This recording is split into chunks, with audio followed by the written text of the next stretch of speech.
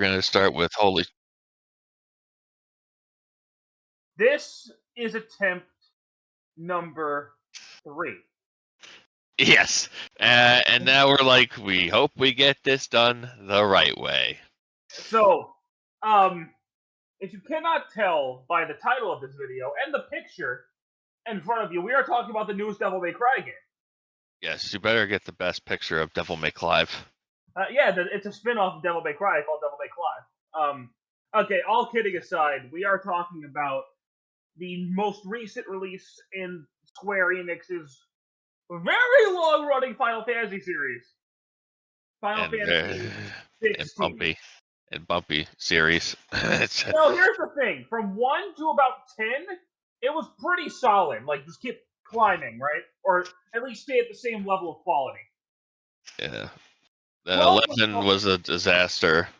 12 was well received, and then 13 and 14 initially took a nosedive. Mm-hmm. They fixed 14, but then 15 was just kind of there. It was a mess of development time. They only had 3 years to work on it. And the 7 remakes skyrocketed back up. The interest of Final Fantasy, especially. Mm-hmm. But in this, Final Fantasy 16, which has sold at least over 3 million copies now, I think that's a little low for Final Fantasy. But I think the thing is, it's only on the PlayStation 5. Yeah. It's not a cross. We're not going to be doing cross-gen games anymore. I don't think. Well, here's the thing: the Switch is weak, so it can't really handle that. It didn't get Final Fantasy 15 or Kingdom Hearts 3, but the Xbox install base does not really care about Square Enix or RPGs. Let's be honest. So Final Fantasy, generally speaking, sells best on PlayStation, so might as well just keep it on PlayStation. Yeah, it just makes sense for them financially. So my guess is once more people get a PS5, this game will just keep selling because the word of mouth, right off the bat, I'm saying this right, but the word of mouth of this game has been very, very positive. I have not seen, obviously, besides that one thing you shared that a person gave it a 6. That person's just, it's okay to be wrong. It's okay to be wrong, but nobody I've heard has said anything bad about this at all. Everybody I know that's played it has loved this game. And if I'm going blowing my load early, I love this fucking game. I love this game. It's one of my bests of all time. I don't have a list. It's just, it's in that category, you know? But like, Jesus Christ. We'll circle back to that. So, for those of you that don't know how Final Fantasy works, every game is its own universe with its own characters. I've had to explain this to so many people in my life lately, so I gotta put the record straight. Final Fantasy, each numbered entry is its own universe. Yes, unless, of course, there are sequels within that series. They'd just be like 13-2, and then Lightning Returns 13. Or like Crisis Core Final Fantasy 7 or something. Dirges is what is it called? Dirges Cerberus? Yeah, so if it's a sequel or a tie-in, it will have the same number with a prefix or a suffix of some kind. Yeah. Yeah, there's really, it's not that confusing once you understand that each game is not its own, is not connected to the previous one. It's kind of like Dragon Quest. Yeah, and that's something else I want to mention first off. This game is not a traditional RPG. Now, if you want those, you go to Dragon Quest. If you want something different, Final Fantasy. So Square Enix has both bases covered with Dragon Quest and Final Fantasy. There you go. I know. I understand people want Final Fantasy to go back to turn-based, but I don't think it's gonna. At least not the mainline series anyway. No, definitely. Maybe like if you want traditional Final Fantasy, you got the Pixel remasters. You can download 7, 8, 9, 10 on any console that exists right now. You know. You mean 1 through 6 as well? Yeah, the Pixel remasters, but you can also download 7, 8, 9, and 10 on the PlayStation as well. They're there. Yeah, I mean, unless they remake them, maybe. If they remake them, they're not going to be traditional RPGs. Probably not. No, because they want to remake 6, but I don't know how they're gonna handle that because I haven't played that at all really. A little bit. Shameless plug, we will probably be reviewing all the Final Fantasy games at some point here soon, and we'll get to that at the end. Mm-hmm. So, Final Fantasy 16 is set in the world of Valisthea, which is divided into 6 nations, Yes.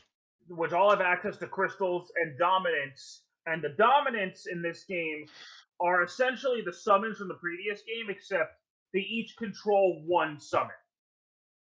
Yeah, there's usually which in this well, game are called icons.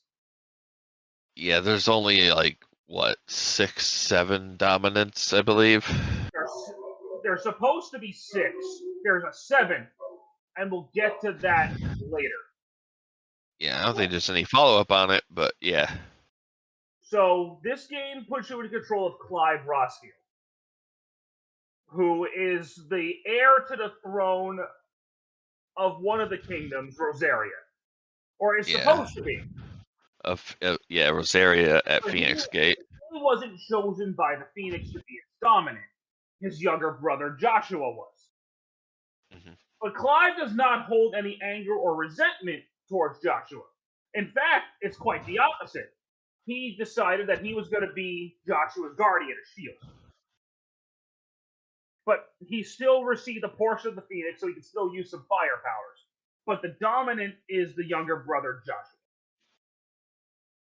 Yes. And so man. Along with Clive, you have his best friend, Jill.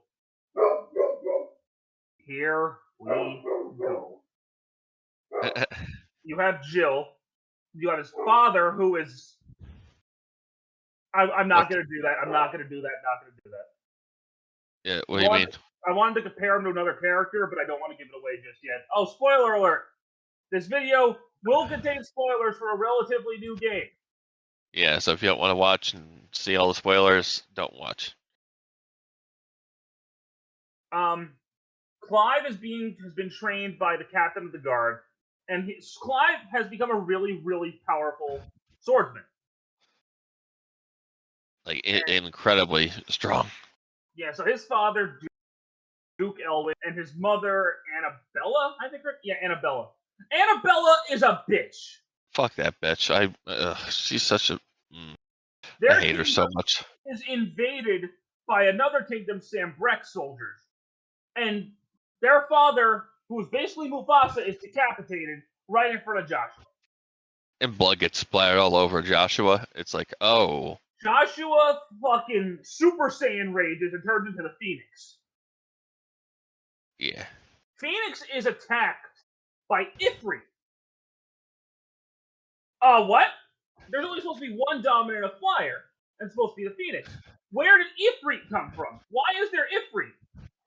Like, who and why is Ifrit? Ifrit beats the crap out of the Phoenix. It's not even a contest. Yeah, because there's a sequence where you go. This is the beginning of what boss battles are gonna basically be. These huge cinematic, freaking amazing battles. I think the Titan fights from Frontiers multiply that by 20. Yeah, it's absolutely fucking nuts. Like, those are the highlight of the game, but we'll get to that when we talk about the gameplay. Yeah. Clive witnesses this battle and is like, I don't know who you are, but I'm gonna find you. Yeah. What's weird is you hear someone yelling "Stop it" in the background, so you kind of imagine, oh, that sounds like Clive, you know? Yeah. So Clive, it jumps. After that, 13-year jump. Annabella finds Clive and can't find Joshua, and says to the Sambrek soldiers, "Oh, kill him! Oh no, wait! He's actually a really good soldier. Take him, just take him." So she sells off her son like a bitch. Yeah. Yeah, that's a common thing in this game where bearers, as they're called, get sold off to people that will be their masters. Clive at the beginning was 15. Yeah. It jumps 13 years. Now he's 28, and he works with this group. I forgot what they're called. Like the Iron Army. Is it the Iron Army? I don't think it's the Iron Army. I don't remember. I thought it was the Imperials. It might be the Imperials. Yeah. So they're going to find the dominant of Shiva, who is currently in a battle with Titan.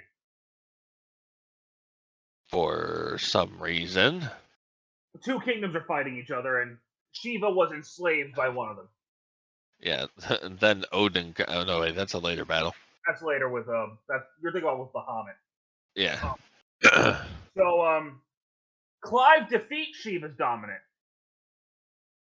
Looks at her. It's Jill, the girl from when he was a kid. And he's like, okay, nope, cannot do this. Now, Clive is by the name Wyvern, right? Yeah, and when he decides to take the girl, they're like, what the fuck, bro? So one gets killed of his teammates, and you decide to take on your general. And this is where you see that Clive ain't no pushover. He is a fucking beast when it comes to his combat. That's why we call it Devil May Clive, because he beats the shit out of this guy. And he doesn't just beat the shit out of him, he kills him. He kills the guy. Yeah, he does. Mm-hmm. But that's just a preview of the gameplay, and it's like, holy shit, dude, what are we in for? Dude, it's crazy. So Clive is rescued by Sid, who is the dominant of Ramu, who is the most... Think of... You know the side character that steals the show? Like, think of the genie from Aladdin? That's Sid in this game. Yeah, he's just the best. Sid's the man, and he offers to help them out. Mm. And Clive's like, what's the catch? He's like, dude, there's really no catch. I really just want to help you. And he's just that much of a Chad. There's a wolf with him. The wolf was actually raised by Clive and Joshua from a puppy. His name is Torgal. He hasn't seen Clive in years, and he's like, Father. Like, the dog is so happy to see you. Yeah, and he is best boy. Oh my god, he's the best dog ever. He is the only party member that is always there, aside from, I think, the final battle. You know, I don't know if I honestly should say this side quest because you haven't done it yet.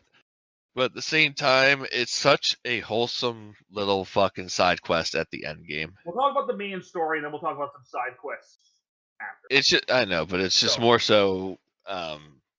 It just cements their relationship even more. So during this time, we're introduced to a couple more dominants. One's name is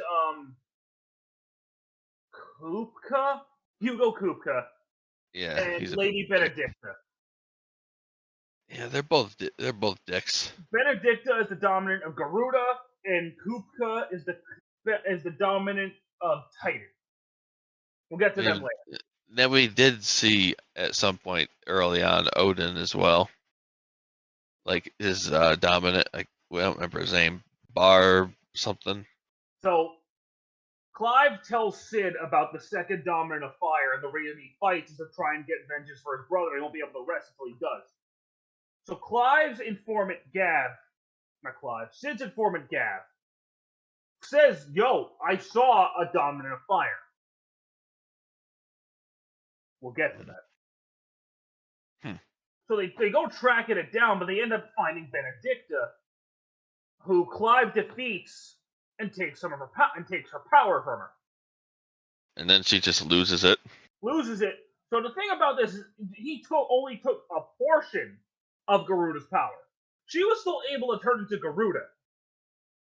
Yeah, like she started off as some kind of little beast, and then it evolved into what I guess Garuda truly is. She actually turned into Garuda. Like, that was actually... I think it was creepy. And Clive is backed into a corner, and he turns into Ifrit. So Clive was Ifrit the entire time. The person he's been looking for is himself. Yeah, and dude, this just shows the beginning, the true beginning of boss battles and how fucking chaotic they can be. This fight ain't nothing compared to some of the later ones. Ifrit kills Garuda. He doesn't just beat her, he kills her. Benedicta is dead. Yeah, because he kills a lot of people.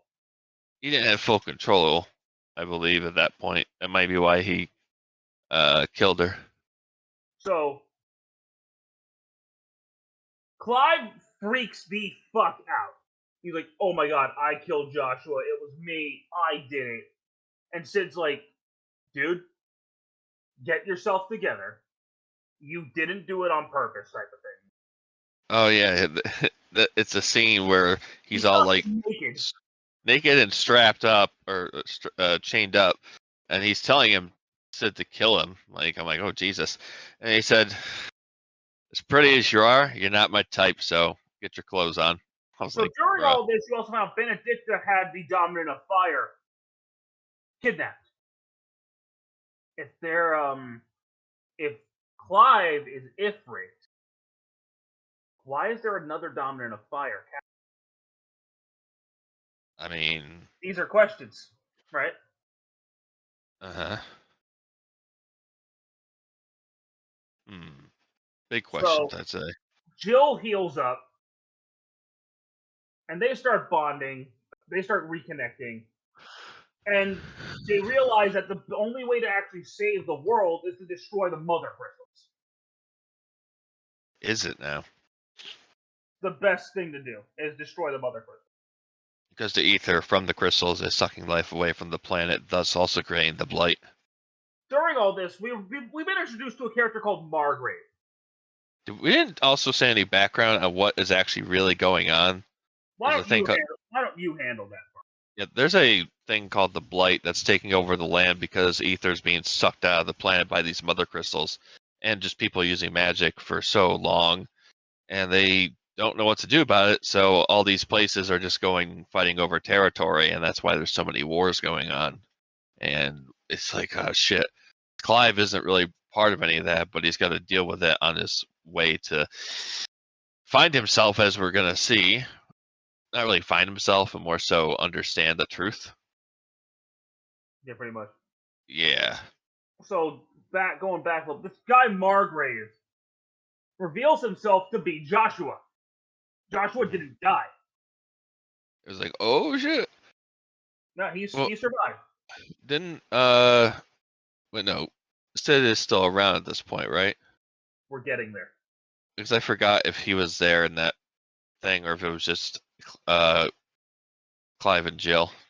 So they go into a Mother Crystal, and they're attacked by, I forgot what that thing was called. An Iron Giant. No, the monster. Okay. I forgot what it's called.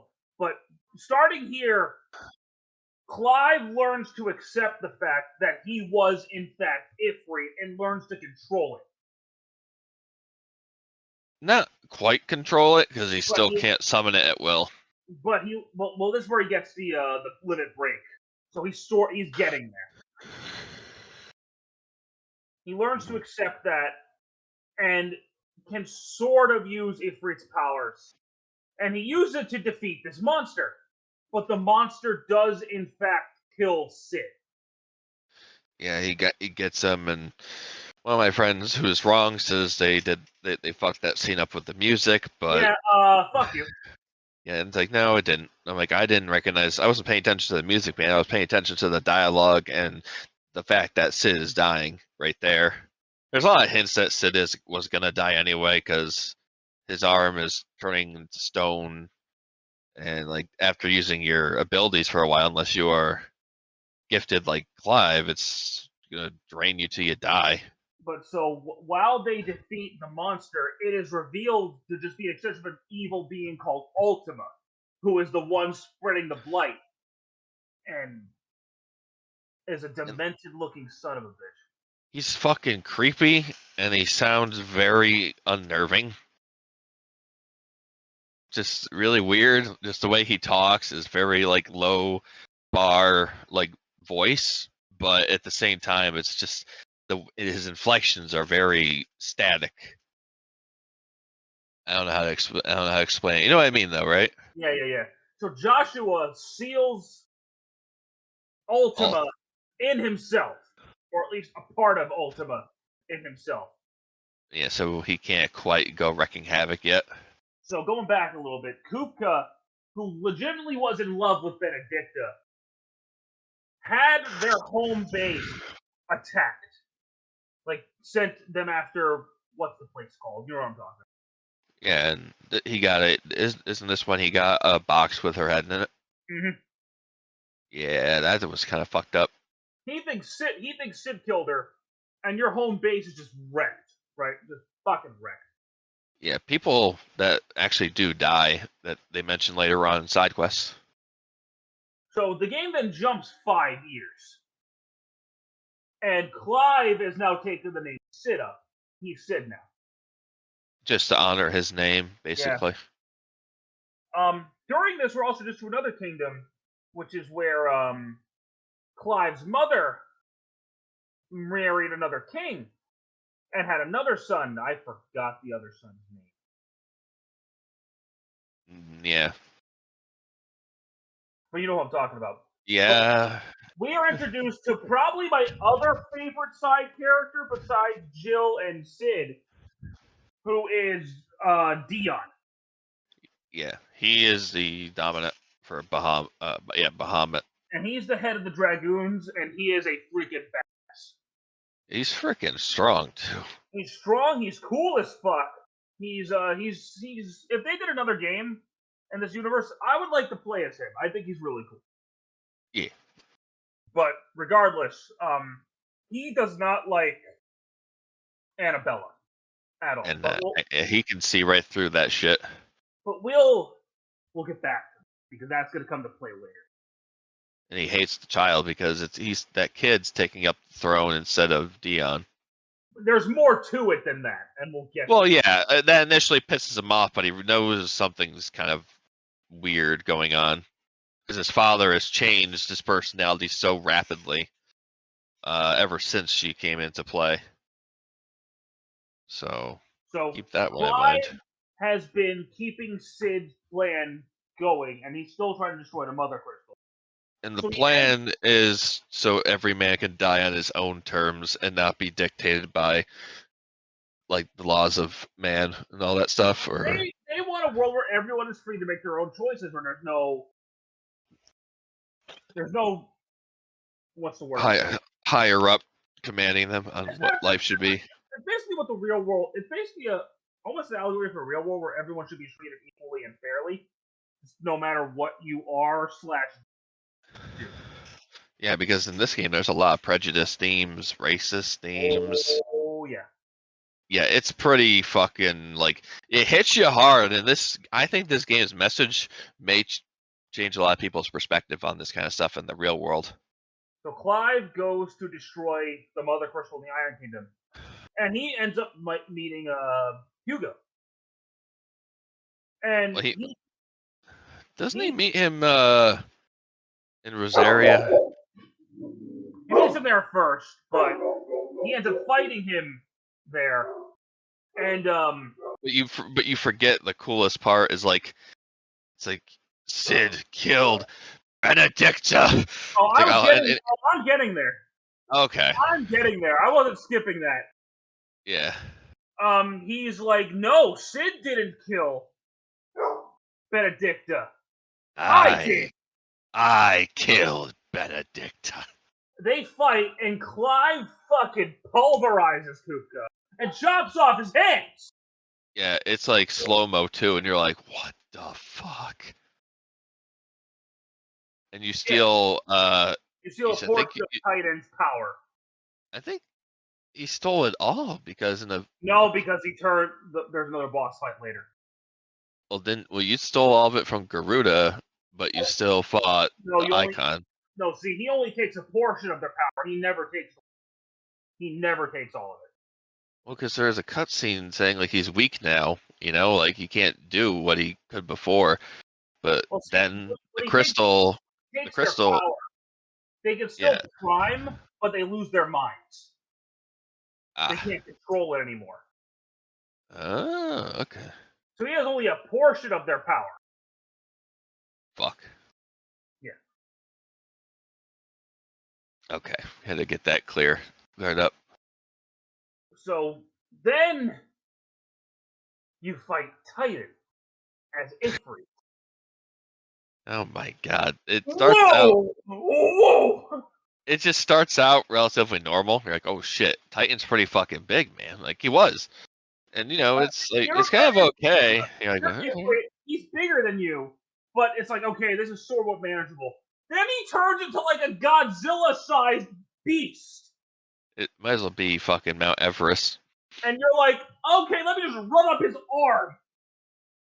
Yeah, you're literally just running up his body and like just breaking off parts of his body as you try to make it to his head. It's absolute insanity, and it's the coolest thing ever until it's not anymore because there's two more boss fights that are even cooler than this. Ooh. But Yeah, Jesus Christ, like he rips the thing's arm off and impales him with it. yeah. I was like, holy shit, dude, we're going hard. But now after this battle, Ifrit does kill Hugo. He just dies. Well, it's not over quite after you destroy the mountain. You're just falling down. You're like, You, "Whew, you gotta time to find get time to get to the crystal or whatever." And then he's just falling down with you, running on the walls, still attacking you, throwing shit at you. It's Ifrit, like, Jesus Christ! Ifrit even says, "I'll just die." I know. It's like, goddamn, well, you won't you die? That's what I said. The boss is like is an average 20 to 30 minutes. I'm not kidding you. It's a really fucking long boss.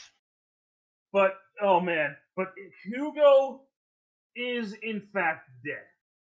Yeah, and I think because I was going through some medication changes.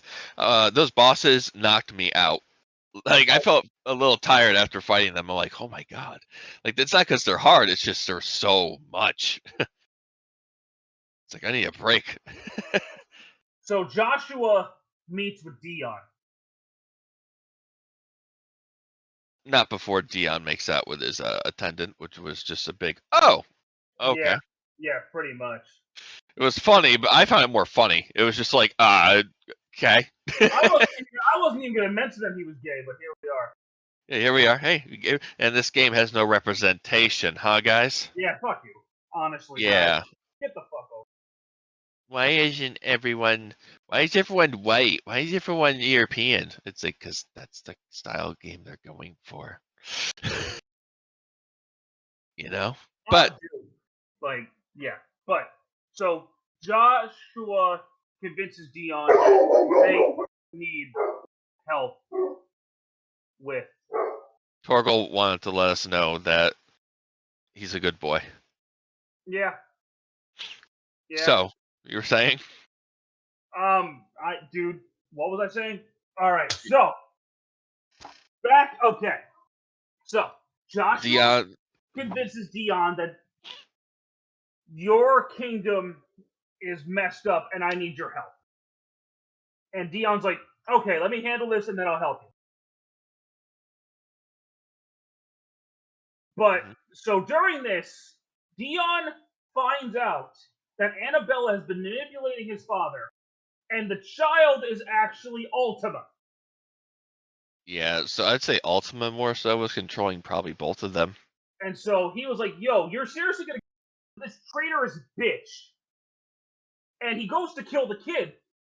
His father dies because his father takes the blow. So Dion kills his dad accidentally, but he does it.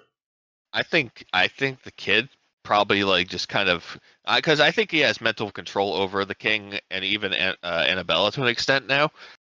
So he probably just made the king do it, just jump in So front. Dion cracks, and here comes Bahamut. Yeah, we also didn't mention that the mother has become more and more evil. So I think the influence of Ultima did that because she was just sent people out to kill whole villages. So Clive sees what's going on. He's like, what happened? What is going on here? Him and Jill go in there. And they And the kingdom's being torn to shreds. and they find Clive's mother. Ooh. And Clive fucking rips her a new one. He just tears her apart. Yeah, he goat eater. But Joshua is also there. Joshua and Clive work together and fuse into Ifrit Risen.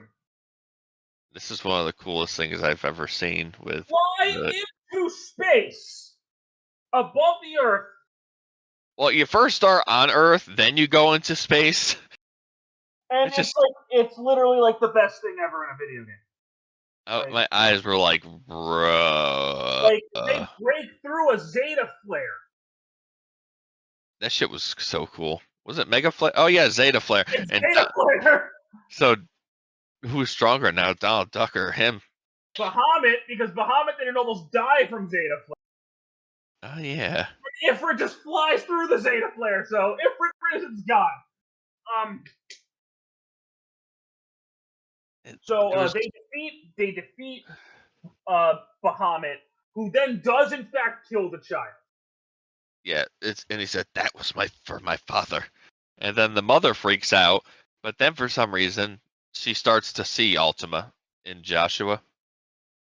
Because of the thing on his chest. Yeah, And because kills she herself. starts swinging. She's swinging a sword at him, like, "Get away, you shadow beast!" And it's like, "What the hell?" Yeah, and then she just commits suicide and slits her neck. It's like, what? So we find out that part of why Ultima is still around is because Barnabas, who's the secondary antagonist of the game, Yeah, has been basically Ultima's slave. yeah, he's been manipulated by him like He so fights, much. he's Odin's dominant, and he beats the shit out of Clive. Yeah, there's a lot but you feel like there's a lot that builds up to him, but you don't ever have an Ifrit fight with him. I mean, there's build up to him, but you're right. There's no icon battle with him. They're icon quick time events in his boss. Yeah, so there was one of the more underwhelming bosses, I will say. During this time, Jill and Clive do become a couple. Yeah, and they have Odin's powers are actually really cool. Oh, they're busted. But Jill and Clive become a couple. They have sex on the beach. Yeah, because they're naked, of course. They had sex. I wonder if they ever make another game, if it's going to be about Clive's child. I want to talk about that. I think they do a sequel, but Clive and Jill go. Clive defeats Barnabas. All that's left now is Ultima. Mm-hmm. And oh boy, clusterfuck of the century. That battle is.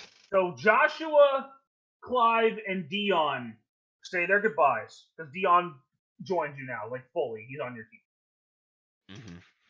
And they go battle Ultima. Dion does not survive.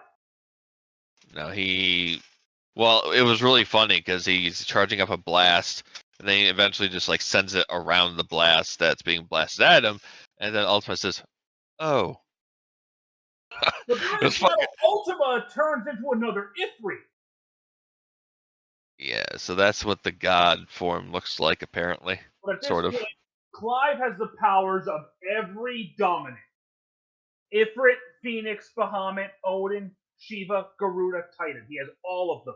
Except the missing Leviathan, wherever that is. In a minute. Joshua dies during this battle. And yeah.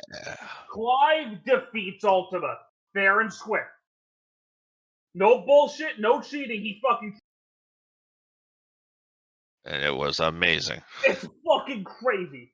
But Clive, realizing that magic is part of the problem with the world, uses all of his magic to destroy the mother crystals, remove magic from the world, make everyone equal, and he washes ashore. And something you see earlier in the game, which I did not mention, when people are drained of their magic, their bodies start turning to stone.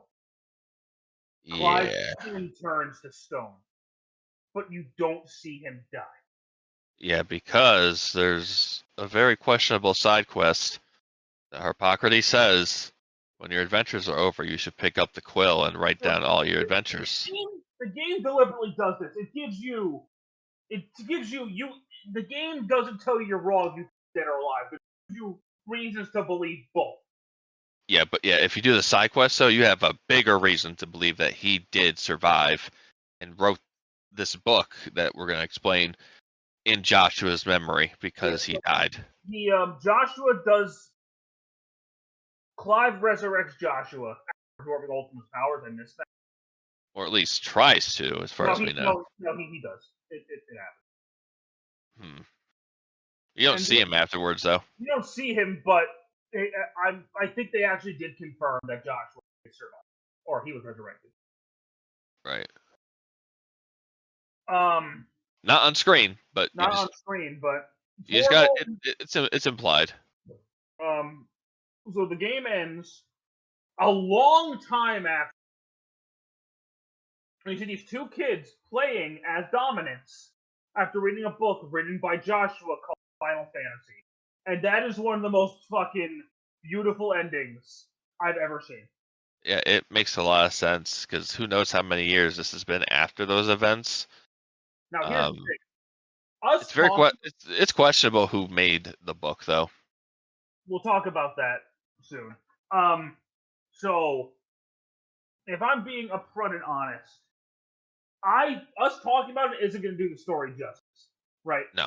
Because we just went over the base points. You need to play this game. Yeah, there's a lot more that we didn't talk about. And honestly, I think I want to keep, other than that one side quest saying that Clive possibly wrote the book in honor of Joshua's name. I'm not gonna say anything else, because side quests build so much to this world. We'll do a follow-up video in a couple of weeks where we do nothing but talk about extra story stuff we missed. Yes, because when you do new game, you gotta do new game plus, and you're gonna do all the quests this time, right? Yeah, no, because we'll talk about that later. But it's just I will warn you guys at the very beginning of the game, when you start doing side quests, they are very, very basic and boring. But stick to it. Then the stories that they tell you are really, really good, and they actually have, like, not, you know how they have those static cutscenes, like Batman Arkham Asylum kind of cutscenes. Yeah, these sub stories have like full on proper cutscenes too. Really, really cool. Yeah. So, anyway, let's talk about the game. Holy fuck! Now, something right off the bat. There are 99% of the game you play as. There are like 2 times you control Joshua, but yeah, and you technically control Dion for a quick time event boss fight, but most of this game you're Clive. So all the abilities and skill points you unlock are Clive. and some people could see this as a negative, that you can't play as any other party members, but Clive has so much power compared to them, you really wouldn't care to play as the other ones anyway. I will admit, the game starts off a little limited. You only have Phoenix. But yeah, you're like, okay, because like the combat system at first, I was like, oh shit, this can be fucking confusing, isn't it? But it's not. No, like because you have the more power, you get more icons. You could switch between so many more combos and just like fuck things up. Yeah, no, dude, it's nuts. Like the combat's it's very fluid. One of the most refined combat systems I've ever played. Like there's really no problems I have with the combat. I couldn't put the game down, and it's very hard for me lately to get so absorbed in a game like this, but I was waking up earlier than normal to have more time to play this game. Yeah, it's weird. I haven't been glued to a game this hard in feels like years either, because some of the greatest games of all time that come out, like Breath of the Wild back then, that took me months to beat. Even Final Fantasy 15. Like, I like both games, but it's just they didn't keep me stick to the game completely. But this game, I stuck through it and didn't play anything else. Before I went to work, I was playing this game. After work, I was playing this game. I just kept that cycle up. And I didn't want to stop playing at night. I'm like, it's like 2 a.m. I'm like, I want to go to sleep.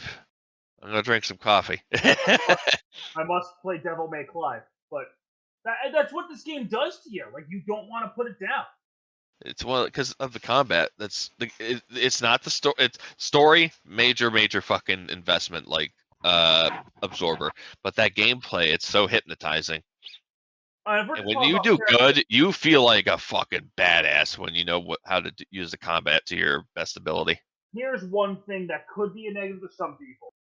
On the default 2 difficulty levels, which are story and action, the game is not very hard. The story Honestly. mode, no. Even on the action mode, I did die a few times, maybe like 5 or 6 times in I'm about to say total. I could count on one hand the amount of times I died. Yeah, I could die more, but like some of the like quote unquote super bosses. I know there's one that you mentioned, but there's this thing you fight a King Behemoth. He might as well have been his own super boss because he does so much shit. But the But game is hard. The game can get hard. It does get hard eventually if you go after the extra content or once you beat side the shit. you do unlock a Final Fantasy mode, which is only available on New Game Plus, but apparently I haven't tried it yet. It will kick your ass. Yeah, and monsters are placed in different areas, or different monsters in general are now replaced. Yeah, the level cap goes up. So it goes from 50 to 100 now. But on top Nope. of your regular combat, you can mix up the magic, and the magic meter fills up pretty quickly. I'm So not. you can just keep comboing and magicking and comboing and magicking, and everyone will die. I love after you do I think it's a 4 to 5 hit combo after you knock the enemy down. If you immediately warp at them with the Phoenix powers and just stab the sword right in their fucking chest, Oh, it's incredible. or you kick them in the air, then slice them, or you just—it's crazy some of the stuff that your character can do. It's the best thing. Graphically, this game is insane. Yeah, Um, even on performance mode, which I play, it still looks beautiful. Even on performance he, mode, that he agrees. yeah, Um, he's like, yes, it is so beautiful in both. I can't play at however, 30. however, however, this game has been open to people's PS5s. So clean your fans. Yeah, and it's not hard. Just to pop the plate off. I You, had a friend who happened to him twice. oh my god. Yeah, I personally haven't had that issue. I clean the fans beforehand. And I have an extra thing that plugs into the back of my PS5 that adds more fans to it, so it keeps it more cool. But I um, sent I sent that to you to get, so hopefully that'll help. But even without that, your system never turned off, and neither did mine. I cleaned mine shortly after playing 16. I was like, all right, I don't want that to happen. I want to say it was Friday. I played this game for 10 hours straight, and my Yeah, PlayStation never overheated. So, yeah. And I smoke in my room, which is a sin for video but game players. I have pets. So, So you have pets. I smoke and have pets. So there was like a lot. There wasn't a shit ton of dust in there, surprisingly, but I didn't mine was take the never whole. as bad as the PS4. So, I've taken apart my PS4 in like 2014. It was dust in like fucking incarnate, and I haven't opened it since. So almost a decade later, it's probably pretty bad. But well, Sony made this so much easier to open up. Like you could even unscrew the fan and take it out. and the soundtrack. My God, the soundtrack.